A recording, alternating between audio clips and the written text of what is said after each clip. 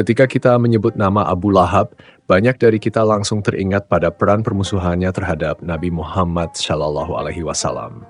Namun, sebelum melangkah sejauh itu, ada baiknya kita menaruh lensa tajam pada latar belakang dan garis keturunannya, yang merupakan fondasi penting dalam memahami siapa sosok ini dari sisi sosial dan historis.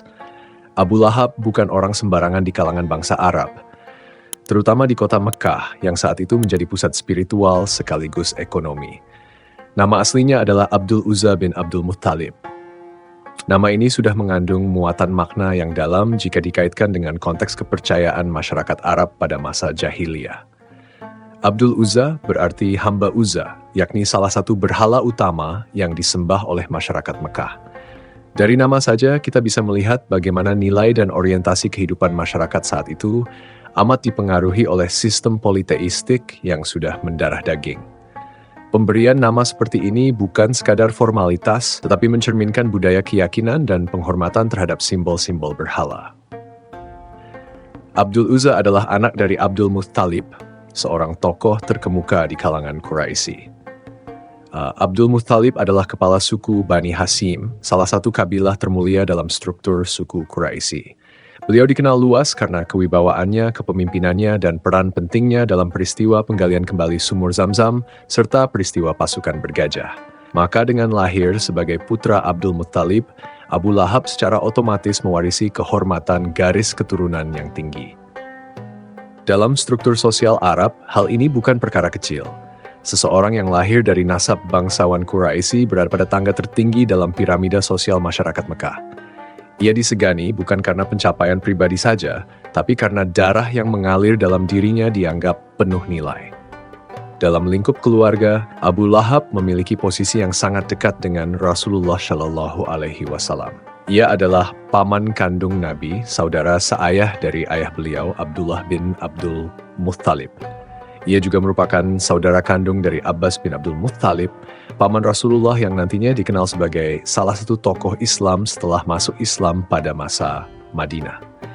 Dengan kata lain, Abu Lahab dan Abbas tumbuh dari rahim yang sama, menghirup udara yang sama, dan besar di bawah rumah serta nilai-nilai keluarga yang serupa. Tapi di kemudian hari, jalan hidup mereka bertolak belakang. Hal ini menjadi potret menarik untuk melihat bahwa meski seseorang tumbuh dalam lingkungan keluarga yang sama, pilihan dan arah hidupnya bisa amat berbeda, tergantung pada nilai dan pandangan yang dipegangnya. Di tengah masyarakat Quraisy, Abu Lahab dikenal sebagai salah satu orang yang terpandang dan kaya raya. Ia memiliki harta yang berlimpah, status sosial yang tinggi, dan pengaruh politik yang kuat. Kekayaan ini bukan hanya dari warisan, tetapi juga dari aktivitas perdagangan yang dijalaninya.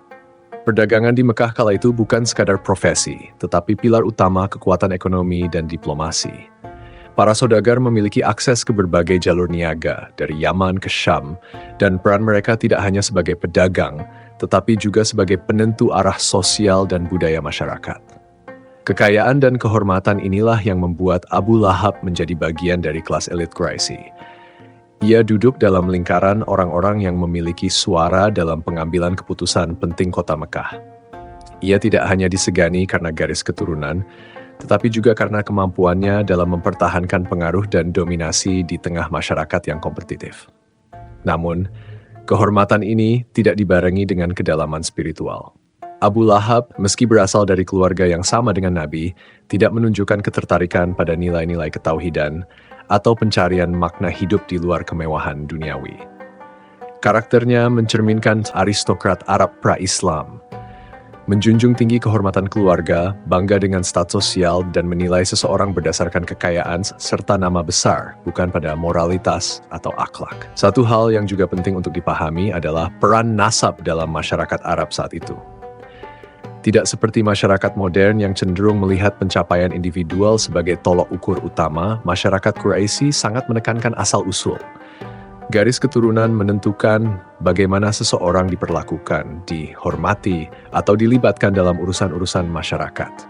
Dalam hal ini, Abu Lahab adalah perwakilan sempurna dari sistem sosial yang sangat hierarkis dan berbasis silsilah. Bani Hashim, suku asal Abu Lahab, memiliki reputasi kuat sebagai penjaga Ka'bah dan pelayan jamaah haji yang datang dari luar Mekah. Mereka dikenal karena kemuliaan tugas mereka dalam mengurus para tamu Allah. Dengan menjadi bagian dari Bani Hashim, Abdullah seharusnya memiliki peluang besar untuk tumbuh dengan nilai-nilai kebaikan dan pelayanan kepada umat. Namun, latar belakang sosial dan struktur kekuasaan yang ia nikmati membuatnya cenderung memperkokoh kedudukan, alih-alih membuka hati terhadap perenungan spiritual atau perubahan nilai. Sikap dan kepribadiannya pun dibentuk oleh lingkungan sosial yang mendewakan simbol-simbol kehormatan eksternal. Dalam dunia seperti ini, prestise lebih diukur dari seberapa besar pengaruhmu di pasar dan majelis, bukan dari seberapa jujur, adil, atau penyayangnya seseorang. Maka, tak heran jika Abu Lahab menjadi simbol dari keangkuhan kaum bangsawan Quraisy, yang melihat perubahan sebagai ancaman, bukan peluang. Ringkasnya, Abu Lahab adalah seseorang yang lahir dari garis keturunan yang sangat mulia, cucu Abdul Muttalib, Bani Hashim, Quraisy, memiliki hubungan keluarga yang dekat dengan Nabi Muhammad SAW, hidup dalam kemewahan dan kekayaan sebagai saudagar dan bangsawan Mekah. Menduduki posisi sosial yang sangat tinggi dan berpengaruh. Tumbuh dalam sistem masyarakat yang mengutamakan garis keturunan dan simbol kehormatan eksternal. Semua elemen ini menjadikan Abu Lahab sebagai figur penting dalam studi sejarah Mekah dan dinamika sosial Arab pra-Islam. Bukan karena keutamaannya dalam agama, tetapi karena kontrasnya yang begitu tajam antara kedekatan garis keturunan dan jauhnya hati dari kebenaran. Permusuhan Abu Lahab terhadap Nabi Muhammad SAW adalah babak gelap dalam perjalanan awal dakwah Islam. Ia bukan sekadar penentang, tapi merupakan representasi dari keangkuhan manusia yang merasa terancam oleh kebenaran.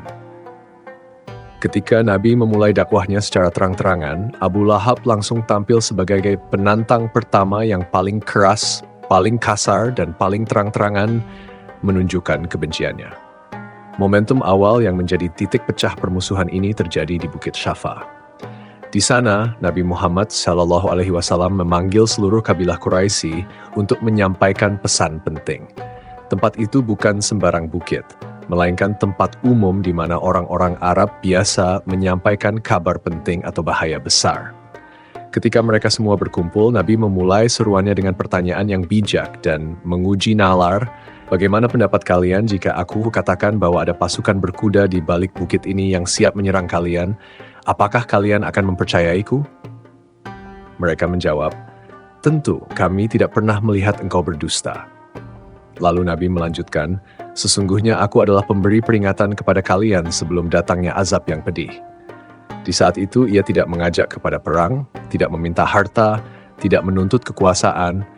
Ia hanya memperingatkan dengan penuh kasih sayang bahwa ada kebenaran besar yang perlu mereka pahami dan ikuti.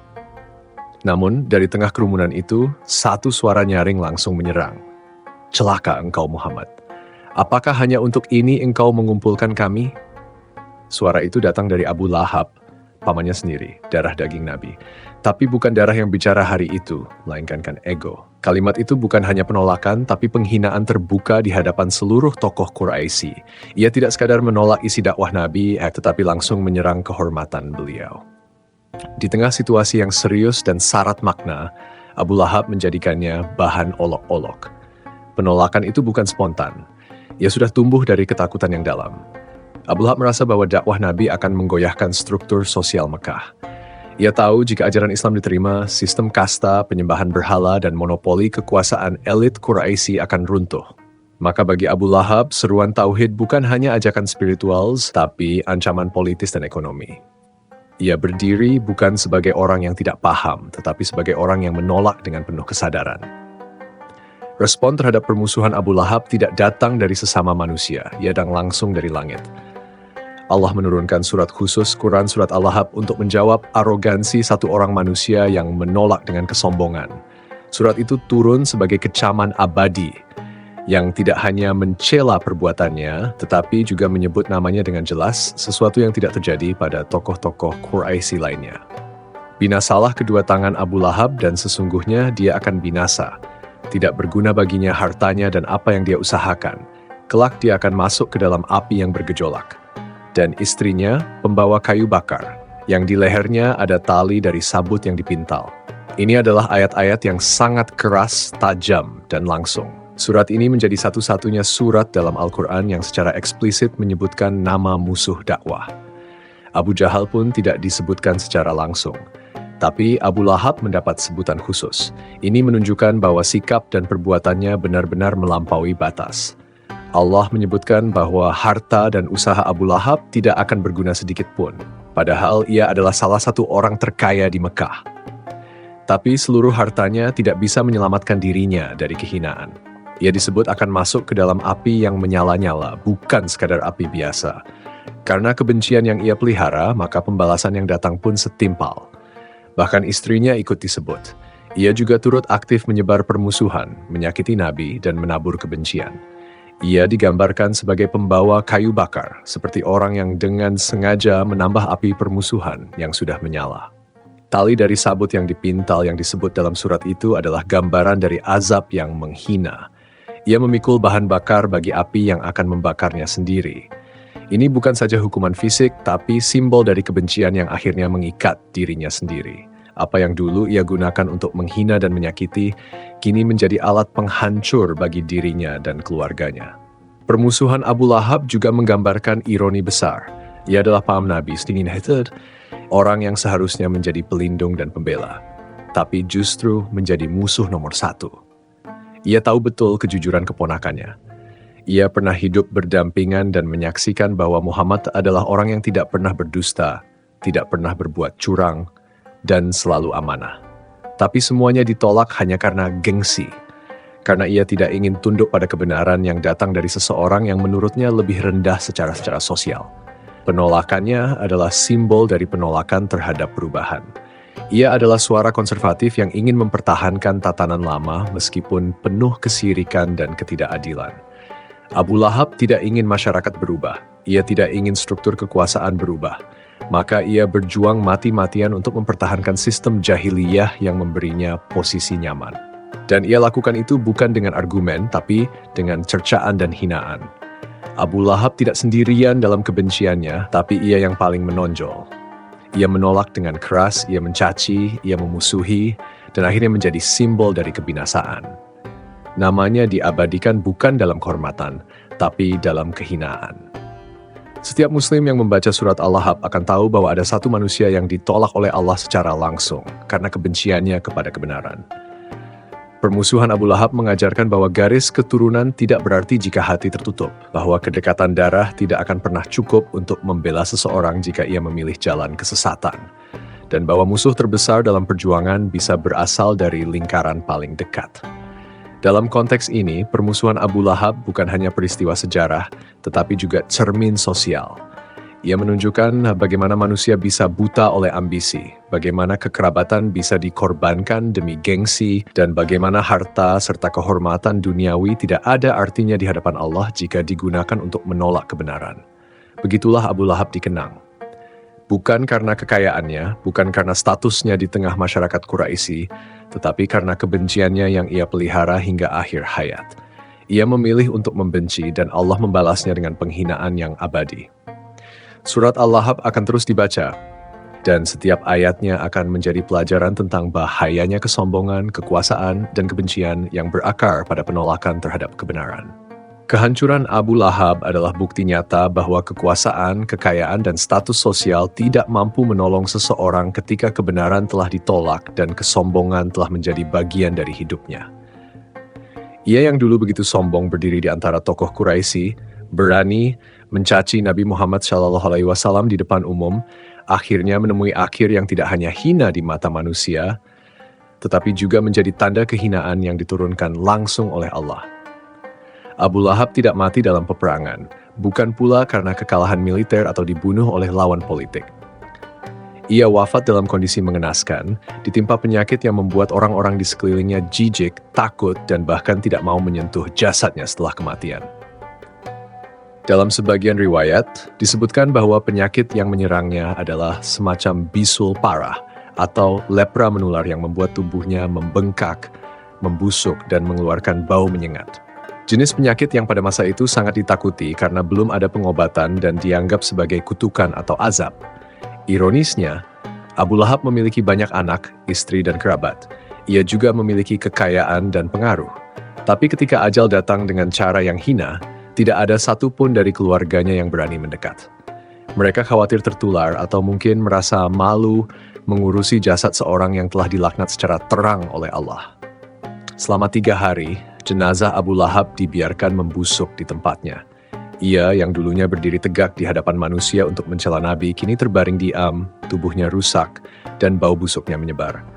Kondisi ini bukan sekadar peristiwa medis atau kebetulan tragis. Ini adalah kehinaan yang Allah tampakkan di dunia sebelum datangnya azab akhirat yang lebih pedih. Surat Al-Lahab yang telah diturunkan bertahun-tahun sebelumnya seakan menjadi nubuah atas apa yang akan menimpa Abu Lahab. Allah telah menyatakan bahwa ia akan binasa, dan binasalah ia dalam bentuk yang paling merendahkan seorang manusia. Bayangkan, seorang tokoh Quraisy yang dulunya disegani, tidak dimandikan, tidak disalatkan, tidak dikubur dengan layak. Ia tidak dibopong oleh tangan-tangan hormat, melainkan tubuhnya dilempar ke tanah dengan tongkat, kayu, atau mungkin sekop dari kejauhan. Beberapa riwayat menyebutkan bahwa penguburannya dilakukan dengan cara melempar batu atau tanah dari jarak aman agar tubuhnya tertutup tanpa menyentuh langsung jasadnya. Ini bukan hanya penguburan biasa, ini adalah simbol dari penolakan masyarakat terhadapnya, bahkan oleh keluarganya sendiri.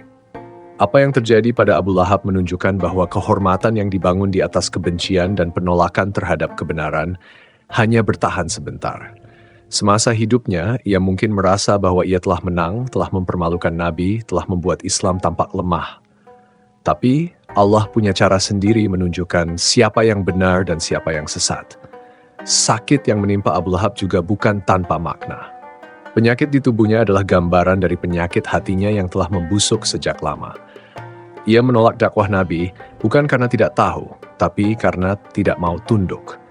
Ia tahu keponakannya tidak pernah berdusta, tapi ia tetap memilih jalur permusuhan. Maka Allah pun membalasnya dengan penyakit yang menggerogoti tubuhnya, hingga manusia pun menjauh seperti ia dulu menjauh dari kebenaran. Kematian Abu Lahab adalah tamparan bagi siapapun yang merasa bahwa status dunia bisa menolong di hadapan kebenaran.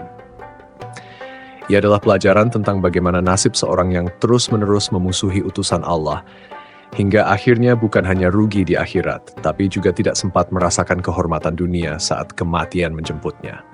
Allah tidak hanya membinasakan jasadnya, tapi juga reputasi dan namanya.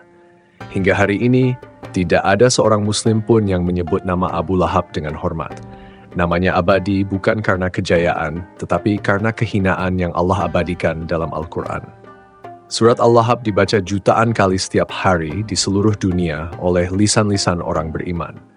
Setiap kali surat dilafazkan, setiap kali itu pula laknat kepada Abu Lahab diulang dan diperbarui. Tidak ada kehinaan yang lebih besar daripada ini. Sementara tokoh Quraisy lainnya, ada yang akhirnya masuk Islam, bertaubat dan mendapat kemuliaan, Abu Lahab tetap membatu dalam permusuhan. Ia tidak hanya mati dalam kekafiran, tapi juga mati dalam kehinaan yang menyertainya hingga setelah ia dikubur. Tidak ada batu nisan yang dipahat dengan bangga untuk mengenangnya. Tidak ada pujian sejarah yang mengangkat namanya sebagai orang mulia. Yang ada hanyalah cerita tragis tentang seorang paman Nabi yang memilih menjadi musuh dan akhirnya menjadi simbol kebinasaan. Kematian Abu Lahab membuktikan bahwa janji Allah bukan sekadar ancaman kosong. Surat Al-Lahab turun saat Abu Lahab masih hidup. Banyak yang mungkin menyangka bahwa ia masih bisa berubah, masih bisa memperbaiki diri, atau bahwa surat itu hanyalah ekspresi kemarahan sesaat. Tapi waktu berjalan dan Abu Lahab tidak berubah. Ia mati seperti yang Allah katakan, binasa, hina, tidak berguna hartanya, tidak menolong usaha dan kekuasaannya, dan bahkan keluarganya sendiri enggan mendekat. Kalau ada satu pelajaran yang paling tajam dari kehancuran Abu Lahab, maka itu adalah kenyataan bahwa manusia bisa sangat mulia atau sangat hina, bukan karena silsilahnya, tapi karena sikapnya terhadap kebenaran. Abu Lahab memiliki hubungan darah dengan manusia terbaik di muka bumi, tapi itu tidak menolongnya sedikit pun. Ia menolak bukan karena bodoh, tapi karena sombong. Ia tidak menerima bukan karena tidak mengerti, tapi karena tidak mau tunduk. Dan itulah yang membinasakannya. Kematian yang hina itu bukan akhir semata, tapi awal dari laknat yang terus diulang sepanjang sejarah. Surat Al-Lahab bukan hanya berbicara tentang sosok tertentu, tapi tentang sifat yang bisa menghinggapi siapa saja. kesombongan, penolakan terhadap kebenaran, dan kebencian yang membutakan hati. Maka kisah kematian Abu Lahab tidak hanya relevan sebagai catatan sejarah, ia adalah cermin peringatan. Bahwa siapapun yang membenci kebenaran, menolak cahaya, karena ingin mempertahankan gelap dan menyakiti para pembawa risalah Allah, akan menemui kehancuran. Dan kadang kehancuran itu tidak perlu menunggu akhirat. Dunia pun sanggup menunjukkan betapa hina nasib orang yang melawan cahaya Allah dengan kesombongan yang ia pelihara sendiri. Dalam silsilah keluarga Rasulullah Shallallahu Alaihi Wasallam, para paman beliau memegang peran yang tidak kecil dalam perjalanan dakwah Islam, baik sebagai penopang maupun sebagai penentang. Salah satu hal yang paling menarik untuk dicermati adalah kontras tajam antara Abu Lahab dengan paman-paman beliau yang lain, terutama Abu Talib dan Abbas bin Abdul Muttalib. Ketiganya lahir dari rahim yang sama, dibesarkan dalam lingkungan dan tradisi yang serupa, namun sikap mereka terhadap Nabi Muhammad SAW dan risalah Islam berbeda secara drastis. Abu Lahab seperti telah diketahui adalah simbol permusuhan yang terang-terangan terhadap Rasulullah. Ia tidak hanya menolak dakwah, tetapi juga aktif menghalangi dan mencaci Rasulullah, bahkan di hadapan umum. Sikapnya yang keras, kaku, dan penuh kebencian menjadikannya satu-satunya tokoh Quraisy yang disebut secara eksplisit dalam Al-Quran dengan celaan dan ancaman azab. Dalam dunia Arab yang menjunjung tinggi kehormatan keluarga, hal ini sangat mencolok. Seorang paman yang menolak dan memerangi keponakannya sendiri, meski tanpa alasan logis, selain ego, kesombongan, dan kedengkian terhadap kebenaran jalan dengan kehendaknya. Sebaliknya, Abu Talib adalah gambaran paman yang penuh kasih dan perlindungan. Meskipun ia tidak masuk Islam sampai akhir hayatnya, Abu Talib tetap teguh membela keponakannya dari ancaman dan kekerasan kaum Quraisy. Ia memahami kejujuran dan amanah Rasulullah, dan meskipun tidak mampu mengucapkan 2 kalimat syahadat, ia mengakui kemuliaan akhlak dan ketulusan misi Nabi. Sikap ini menunjukkan bahwa seseorang bisa menolak ajaran karena keterikatan pada tradisi dan warisan leluhur, namun tetap menjaga keadilan dan perlindungan terhadap kebenaran yang diyakininya, meskipun tidak diimani sepenuhnya. Abu Talib menjadi bukti bahwa meskipun akidah belum terpenuhi, nilai-nilai kemanusiaan dan ikatan darah masih dapat menumbuhkan keberpihakan pada yang benar. Kontras ini semakin tajam jika dibandingkan dengan Abbas bin Abdul Muttalib. Pada mulanya, Abbas juga belum menerima Islam secara terbuka. Namun seiring waktu, ia memeluk Islam dan menjadi salah satu Muslim yang paling setia mendampingi Rasulullah dalam masa-masa kritis, termasuk dalam peristiwa penting seperti Fatu Makkah dan Perang Hunain. Abbas bukan hanya seorang paman dalam arti kekerabatan, tetapi juga seorang penolong dalam makna keimanan. Ia mewakili golongan yang tadinya ragu, tetapi setelah menyaksikan kemuliaan ajaran Islam, ia memilih untuk berdiri di barisan keimanan dengan sepenuh hati. Keislamannya menjadi penegas bahwa darah keluarga tidak harus berakhir pada kebencian, dan bahwa hati yang jujur akan menemukan jalannya kepada kebenaran. Jika dilihat dari ketiga tokoh ini, maka Abu Lahab tampak seperti noda dalam sejarah keluarga Bani Hasyim. Ia adalah pengecualian dari semangat perlindungan keluarga terhadap Rasulullah. Tidak seperti Abu Talib yang menjaga atau Abbas yang akhirnya mendukung, Abu Lahab justru menjadi batu sandungan. Dalam logika masyarakat Arab, posisi ini sangat tidak lazim. Biasanya keluarga adalah tameng pertama dalam menghadapi serangan luar.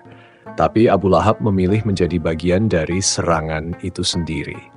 Mengapa Abu Lahab bisa sekeras itu terhadap Nabi Muhammad SAW? Padahal ia tahu siapa keponakannya itu? Jawabannya bukan terletak pada ketidaktahuan, melainkan pada kesombongan.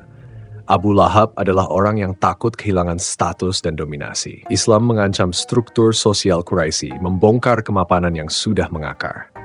Bagi Abu Lahab, menerima ajaran keponakannya berarti mengakui bahwa kebenaran tidak selalu berada di tangan orang kaya dan berkuasa. Ia menolak bukan karena Islam tak masuk akal, tapi karena egonya tak mampu menerima bahwa jalan keselamatan bukan berada dalam genggaman duniawi. Dalam konteks ini, Abu Lahab menjadi gambaran dari bagaimana kedekatan darah tidak menjamin kedekatan iman. Tidak semua yang dekat secara fisik akan dekat secara spiritual. Sementara Abu Talib, walau tidak beriman, tetap menyokong dengan keberanian moralnya. dan Abbas bin Abdul Muthalib justru menunjukkan bahwa iman bisa tumbuh walau awalnya tertunda. Abu Lahab adalah pengingat bahwa posisi keluarga tidak otomatis menyelamatkan seseorang dari kesesatan jika hati sudah tertutup oleh ambisi dan keangkuhan. Kontras ini menegaskan bahwa setiap individu memiliki tanggung jawab pribadi terhadap kebenaran. Garis keturunan, kehormatan suku, atau status sosial tidak menjadi jaminan keselamatan jika sikap yang diambil adalah permusuhan terhadap risalah. Abu Lahab, Abu Thalib, dan Abbas berasal dari akar yang sama, tapi mereka menumbuhkan cabang yang berbeda.